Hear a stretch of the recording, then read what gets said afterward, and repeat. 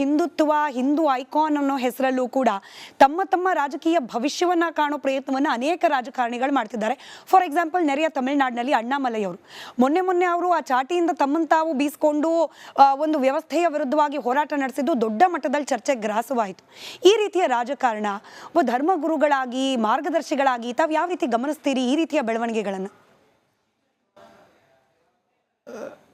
ತಮಿಳುನಾಡಿನಲ್ಲಿ ಇದು ನಡೆದಿರೋ ಕಾರಣ ಅಲ್ಲಿ ಇನ್ನೂ ರಾಷ್ಟ್ರದ ಆಡಳಿತ ಪಕ್ಷ ಇನ್ನೂ ನೆಲವೂರು ನಿಂತ್ಕೊಂಡಿಲ್ಲ, ಮೊದಲನೇದಾಗಿ. ಎರಡನೇದಾಗಿ ಅಣ್ಣಾಮಲೈಯವರು ನಮ್ಮ ರಾಜ್ಯದವರೇ. ಅವರು ಇಲ್ಲೇ IPS ಆಗಿದ್ದರು, ಒಳ್ಳೆ ಪೊಲೀಸ್ ಅಧಿಕಾರಿಗಳು, ಅಲ್ಲಿ ಎರಡು ಮಾತಿಲ್ಲ. ನಾನು ಅವರನ್ನು ಬಲ್ಲೆ, ಅವರು ಹೋಗಿದ್ದಾರೆ, ಸೇರಿಕೊಂಡಿದ್ದಾರೆ, ಸಂತೋಷ. ಪಕ್ಷ ಕಟ್ಟಲಿ, ಅದಕ್ಕೆ ಸ್ವಯಂ ಶಿಕ್ಷೆ ಯಾಕೆ ಮಾಡ್ಕೋಬೇಕು?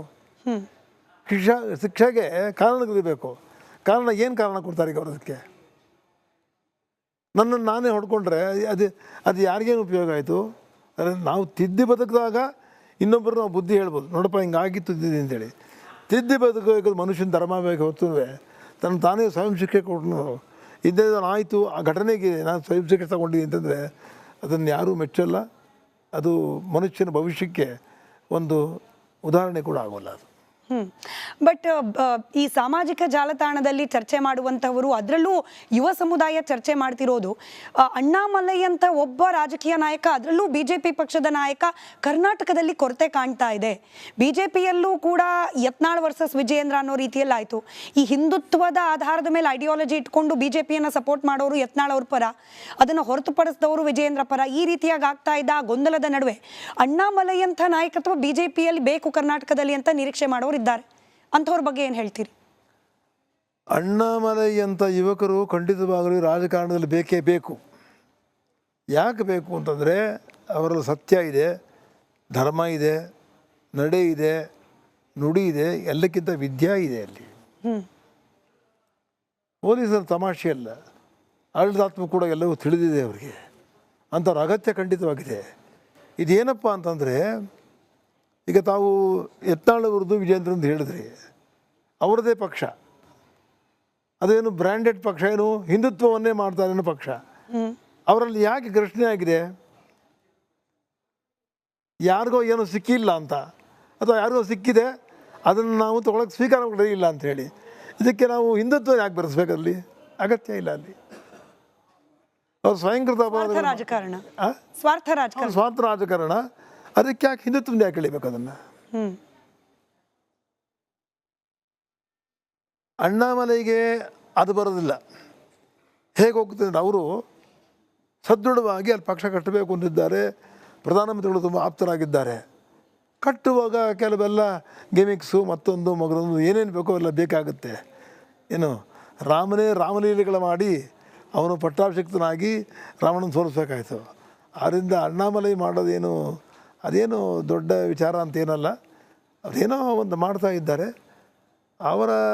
ಅವರ ಸತ್ಯಕ್ಕೆ ಯಾವತ್ತೂ ಅಂತ ಒಳ್ಳೆ ಅವ್ರಿಗೊಂದು ಸ್ಥಾನಮಾನ ಸಿಗುತ್ತೆ ಅಂತ ನನಗೆ ಅಭಿಪ್ರಾಯ ಇದೆ. ಸರಿ, ವಿರೋಧ ಪಕ್ಷಗಳ ಆರೋಪವೋ ಅಥವಾ ಕಾಕತಾಳೀಯವಾಗಿ ಅಂಥ ಘಟನೆ ಆಗ್ತಾ ಇದೆಯೋ? ನಾವು ಚಳಿಗಾಲದ ಅಧಿವೇಶನ ಸಂದರ್ಭದಲ್ಲಿ ಗಮನಿಸಿದ್ವಿ, ಪಂಚಮಸಾಲಿಗಳ ಮೇಲೆ ಲಾಠಿ ಚಾರ್ಜ್ ಆಗೋಯ್ತು.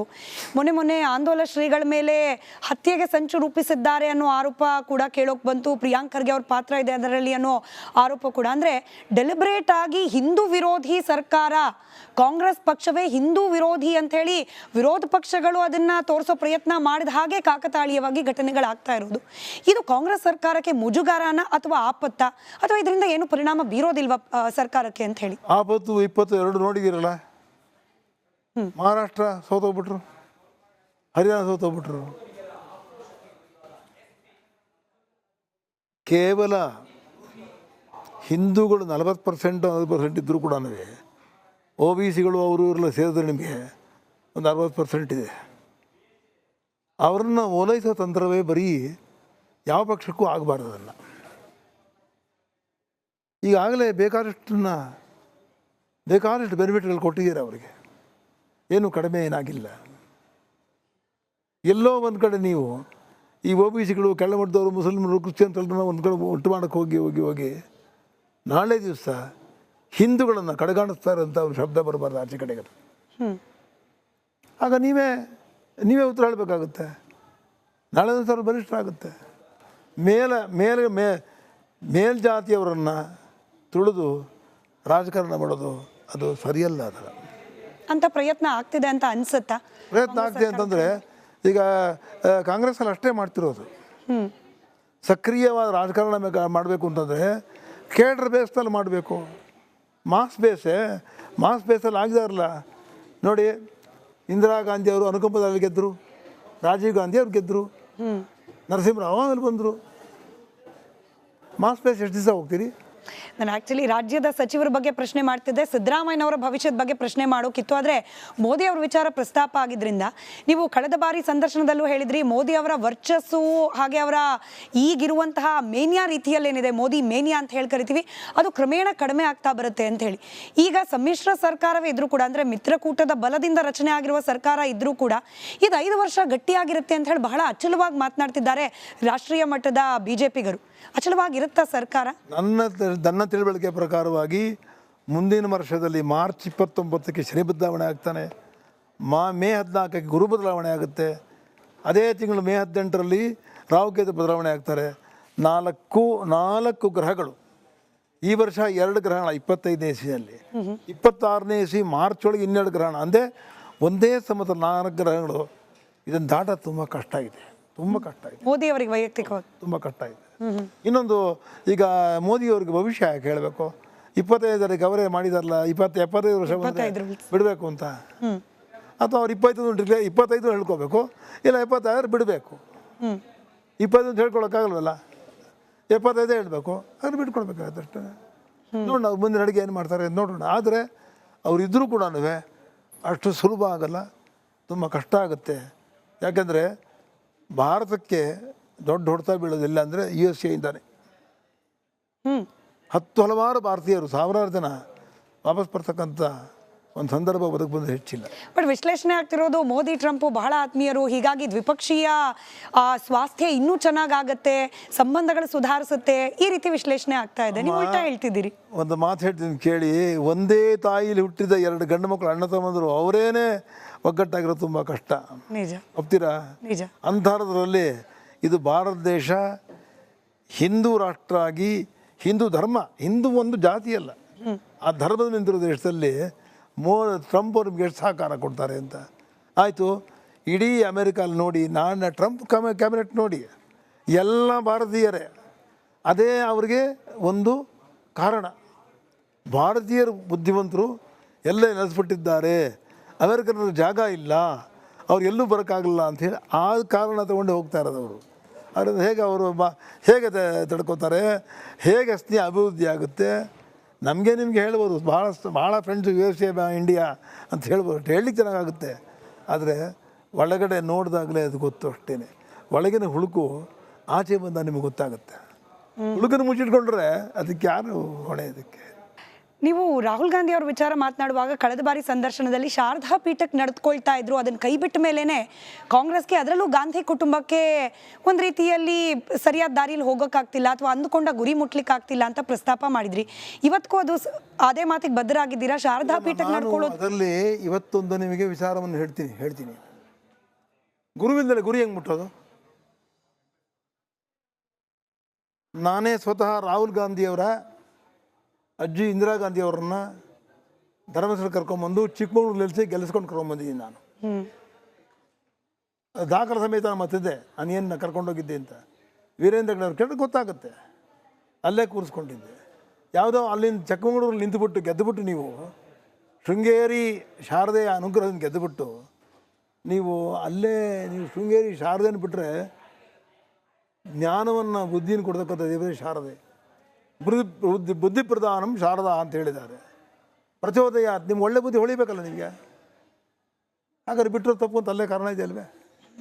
ಅವ್ರ ಅಜ್ಜಿ ಅಲ್ಲಿಂದ ಬಂದು ಆದಮೇಲೆ ರಾಜೀವ್ ಗಾಂಧಿಯವರು ಆ ಶೃಂಗೇರಿ ಮಟ್ಟ ನಡ್ಕೊಂಡ್ಮೇಲೆ ಅವರು ಬೆಳೆದ ಮೇಲೆ ಹಾಗೆ ನೀವು ಬಿಟ್ಟರು ನೀವೆಲ್ಲ ನಿಮ್ಮಲ್ಲಿ ತಪ್ಪಿದಂತ ಆಯ್ತಲ್ಲ. ಯಾರು ಶೃಂಗೇರಿ ಗುರುಗಳಂತೂ ತಪಸ್ಸಲ್ಲಿ ಅತ್ಯುನ್ನತ ಸ್ಥಾನದಲ್ಲಿದ್ದಾರೆ. ಯಾವ ರಾಜಕಾರಣ ಮತ್ತೊಂದು ಮಾಡ್ದಲೇ ಯಾರನ್ನು ಬಾಂತ್ ಕರೆಯಲ್ಲ, ಯಾರನ್ನು ಹೋಗಿದ್ದನ್ನು ಹೇಳಲ್ಲ. ಅನನ್ಯವಾದ ಭಕ್ತರಿದ್ದಾರೆ ಅವ್ರ ತಪಸ್ಸಲ್ಲಿ. ಸಾಗರ ಹೋದಂಗೆ ಹೋಗ್ತಾರೆ, ಶೃಂಗೇರಿ ಗುರುಗಳು ಮಹಾಸನ್ನಿಧಾನ ನೋಡಬೇಕು ಬಯಸ್ತಾರೆ. ಮಹಾಸನ್ನಿಧಾನಗಳವರು ಈಗ ದರ್ಶನ ಕೊಡ್ತಿಲ್ಲ. ಚಿಕ್ಕವರಲ್ಲೇ ನಾವು ಇದ್ದೀವಿ ಅಂತ ಹೇಳ್ತಾರೆ. ಚಿಕ್ಕವ್ರು ನೋಡ್ರೆ ಸಾಕು, ನಾನು ನೋಡ್ದಂಗೆ ಅಂತ ಹೇಳ್ಬಿಟ್ಟಿದ್ದಾರೆ. ಹೌದು. ಚಿಕ್ಕವ್ರು ನೋಡ್ತಾರೆ, ಸಮಾಧಾನ ಮಾಡ್ಕೋತಾರೆ, ಬರ್ತಾರೆ. ಎಲ್ಲರ ಮುಂದೆ ಭಾರತೀಯ ಮಹಾಸ್ವಾಮಿಗಳು ಫೋಟೋ ಆಗಿದೆ. ಯಾರು ಬಂದು ಕೇಳಲ್ಲ. ನಾವೇನು ಸಂದೇಶ ಬರಬೇಕು ಅಂತ ಯಾರು ಸಂದೇಶ ಕೊಟ್ಟಿಲ್ಲ. ನಮ್ಮ ಗುರುಗಳಂತೂ ಭಾರತೀಯ ಮಹಾಸ್ವಾಮಿಗಳು ಯಾರನ್ನು ಕರೆದಿದ್ದು ಬಾಂದಿದ್ದು, ನಮಗೇನೋ ಮಠಕ್ಕೆ ಸಹಾಯ ಮಾಡು ಅಂತ ಹೇಳಿದ್ದು, ನಮಗೇನೋ ಸರ್ಕಾರದ ಸವಲತ್ತು ಕೊಟ್ಟಿದ್ದು ಕೇಳಿದ್ದು ಚರಿತ್ರೆಯಲ್ಲೇ ಇಲ್ಲ. ಹೌದು, ಬೇರೆ ಬೇರೆ ಮಠಗಳು ಡೈರೆಕ್ಟ್ ಆಗಿ ರಾಜಕೀಯದಲ್ಲಿ ಇನ್ವಾಲ್ವ್ ಆಗಿರೋದು ನೋಡಿದೀವಿ ನಾವು. ನಿಜ.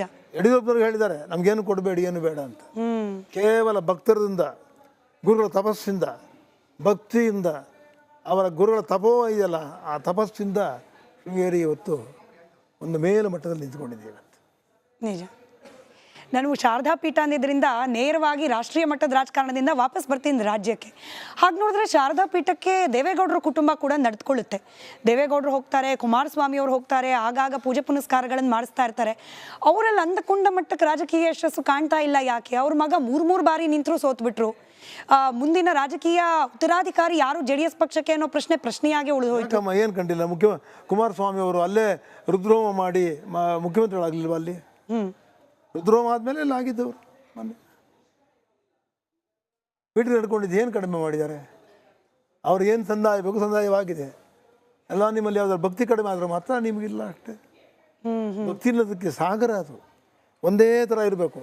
ನನಗೆ ಇವತ್ತು ಆಗಲ್ಲ ಅಂದ್ಬಿಟ್ಟು ಮಠ ಬಿಡೋದು, ಗುರುನ ಬದಲಾಯಿಸೋದು ಆಗಲ್ಲ. ಗುರುಗಳನ್ನ ಬದಲಾಯಿಸೋ ವಸ್ತುನೇ ಒಂದತಿ ಒಂದು ಗುರು ಇಟ್ಕೊಂಡ್ರೆ ಆ ಗುರುಳ ಎದುರಿಗೆ ನಮ್ಗಿರ್ಬೇಕು, ನಮ್ಮ ಇದರಲ್ಲಿರ್ಬೇಕು.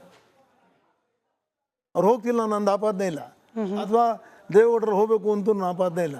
ಆದರೂ ಕೂಡ ಶಾರದಾ ಪೀಠದಲ್ಲಿ ಆ ದೇವರ ಕುಟುಂಬಕ್ಕೆ ಏನಿತ್ತೋ ಹಾಗೇ ಒಳ್ಳೆಯದಾಗಲಿ ಅಂತ ಹೇಳ್ತಾರೆ. ಇಂದು ಹೇಳ್ತಾರೆ, ನಾಳೆ ಹೇಳ್ತಾರೆ, ಮುಂದೆ ಕೂಡ ಹೇಳ್ತಾರೆ ಅವ್ರಿಗೆ. ದೇವೇಗೌಡರ ಕುಟುಂಬದ ಬಗ್ಗೆ ಮಾತನಾಡಿದ್ಮೇಲೆ ಆ ಒಕ್ಕಲಿಗ ನಾಯಕತ್ವಕ್ಕೆ ಫೈಟ್ ಮಾಡ್ತಿರೋ ಮತ್ತೊಬ್ಬ ನಾಯಕ ಅಂದರೆ DK ಶಿವಕುಮಾರ್ ಅವರು.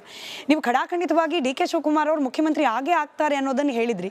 ನವೆಂಬರ್ 15ರ ನಂತರದಲ್ಲಿ ಸಿದ್ದರಾಮಯ್ಯನವರ ರಾಜಕೀಯ ಬದುಕಿನಲ್ಲಿ ಹಂತವಾಗಿ ಬದಲಾವಣೆಗಳಾಗೋ ಸಾಧ್ಯತೆ ಇದೆ ಅಂತ ಕೂಡ ಹೇಳಿದ್ರಿ. ಬಟ್ ಅದು ಇನ್ನೂ ಸ್ಲೋ ಆಗ್ತಾ ಇದೆಯಾ ಅಂತ ಹೇಳಿ, ಬದಲಾವಣೆ ಆಗುತ್ತಾ ನಿಜಕ್ಕೂ ಕೂಡ? ನನಗೆ ಸ್ಲೋ ಟ್ರ್ಯಾಕು ಫಾಸ್ಟ್ ಟ್ರ್ಯಾಕು ನಂಗೆ ಗೊತ್ತಿಲ್ಲ. ನನಗೆ ಅಥವಾ ನಾನೇನು ಒಂದೇ ಭಾರತಲ್ಲ, ಇಷ್ಟು ಮಾತ್ರ ಹೇಳಬಲ್ಲೆ. ನಾನು ಆ ಸಬ್ಜೆಕ್ಟ್ನ ಅವನು ಮುಖ್ಯಮಂತ್ರಿ ಆಗುವವರೆಗೂ ನಾನು ಮಾತಾಡಬಾರ್ದು ಅಂತ ತೀರ್ಮಾನ ಮಾಡಿದ್ದೀನಿ. ಈಗಾಗಲೇ ಮತ್ತೊಮ್ಮೆ ನಿಮ್ಮ ಚಾನಲ್ ಹೇಳ್ತಾ ಇದ್ದೀನಿ, ಇವತ್ತೆಲ್ಲ ನಾಳೆ ಆಗೇ ಆಗ್ತಾನೆ. ಆ ಸಂದರ್ಭ ಬಂದೇ ಬರುತ್ತೆ.